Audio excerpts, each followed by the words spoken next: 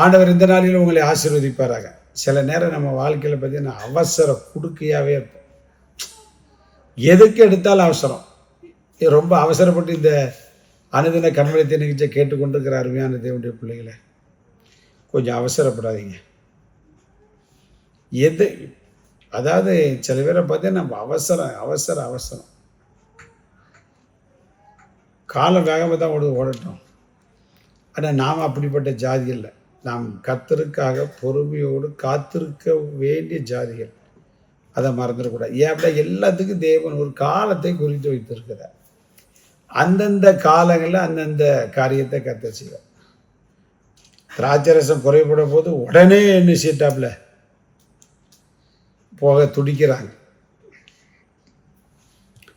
ஆனால் தான் தீத்துவுக்கு பவுல் எழுதும் போதும் இப்படி எழுதுறார். என்ன எழுதுறாரு அப்படின்னா, தீத்துக்கு 1 அதிகாரம் 4 வசனத்தில், ஏற்ற காலங்களிலே நம்முடைய இரட்சகராகிய தேவனுடைய கட்டளையின்படி எனக்கு ஒப்புவிக்கப்பட்ட பிரசங்கத்தினாலே தமது வார்த்தையை வெளிப்படுத்தினார். பார்த்தீங்களா, ஏற்ற காலம்னு ஒன்று இருக்கு.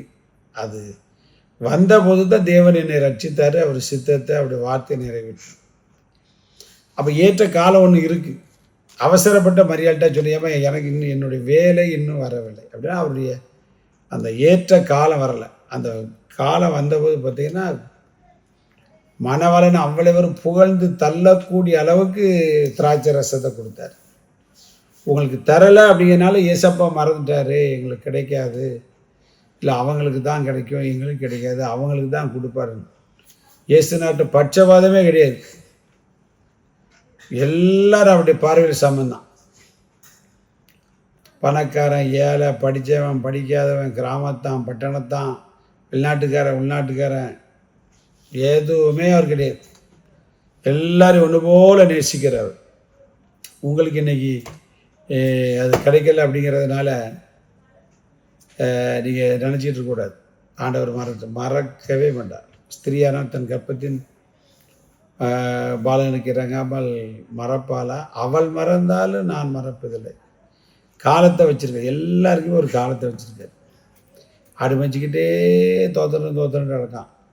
அதனால் அவனை விட்டுட்டார கிடையாது. காலம் வந்தபோது பார்த்திங்க அப்படின்னா தேவன் அவனுக்கு ஒரு சரியான உயர்வை கொடுக்கறத பார்க்குறோம். பேதுரு அதை எழுதும்போது பார்த்திங்கன்னா 1 பேதுரு 5 அதிகாரம் 6 வசனத்தில் நீங்கள் பார்த்தீங்க அப்படின்னா, ஆகையால் ஏற்ற காலத்திலே தேவன் உங்களை உயர்த்தும்படி அவருடைய பலத்த கைக்குள் அடங்கியிருங்கள். ஏற்ற காலம் வரும்.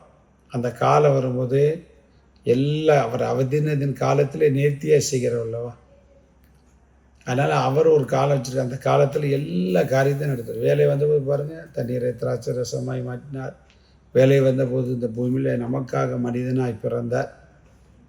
அவருடைய வேலை 430 வருஷம் முடிஞ்ச அன்றைய தினமே இஸ்ரவேல் ஜனங்களை எகிப்து அந்த நைட்டே கிளம்பிட்டாங்க. பார்த்தீங்களா, உங்களுடைய வாழ்க்கையை அடிமைத்தனத்தை மாற்றுவார், கஷ்டத்தை மாற்றி, நெருக்கடிகளை மாற்றி, சரியான நேரத்தில் வேலையும் நல்ல சம்பளத்தை தந்து, நல்ல குடும்பத்தை தந்து, ஏற்ற துணையை தந்து, நம்முடைய வாழ்க்கை சகல செல்வத்தோடு வாழ நம்முடைய ஆண்டவர் ஏற்ற காலங்களில் செய்கிறவர். கவலையப்படாங்க. ஒருவேளை வியாதி, போராட்டம், விடுதலை கிடைக்க முடியாமல் எல்லாம் அவர் வேலை வரும்போது வெண்கல வில்லு கூட அவருடைய புயத்தினால் வலையும் முறியும், இருப்பு தாழ்ப்பெல்லாம் தெரிச்சிடும். அதனால் ஏற்ற காலத்தில் நீங்கள் எதிர்பார்க்கிற சகல நன்மையில் ஆசீர்வாதங்களை தந்து நிச்சயம் கர்த்தர் உங்களை உயர்த்துவார். God bless you.